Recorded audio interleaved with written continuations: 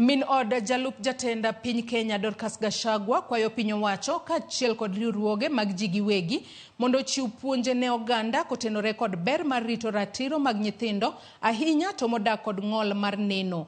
Kaluwore gi Dorcas Gashagwa, thoth oganda modak kod ng'ol koso yudo thuolo mag tije, okang' moduoko gi chien.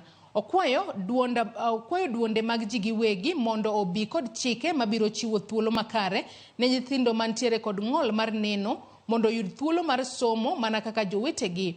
Noloso kama e nyasi mar choko omenda mabiro konyo chwalo somb nyithindo mantiere kod ng'ol mar neno e kor gwenge ma pacho kae, nyasi mane obag Naivasha.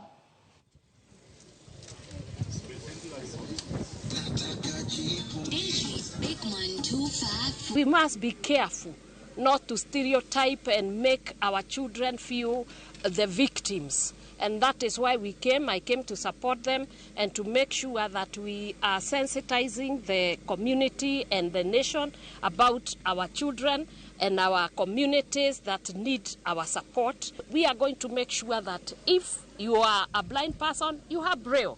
That's a right. I don't think even they need to ask for it. It is a right like any other. Is like giving books, giving a pen. That is their pen. And so we should give them. Hearing aids and all this should be availed to those who need them. You cannot give a blind learner a capitation fee of 21,000 and give the same as for the sighted learner. Their Braille machine, which is the equivalent of a pen, is 150,000. You can tell me how much a pen is, 20 bob. So when you give them the same capitation, you are obviously abusing the right to quality, accessible, inclusive education for this learner who has visual impairment.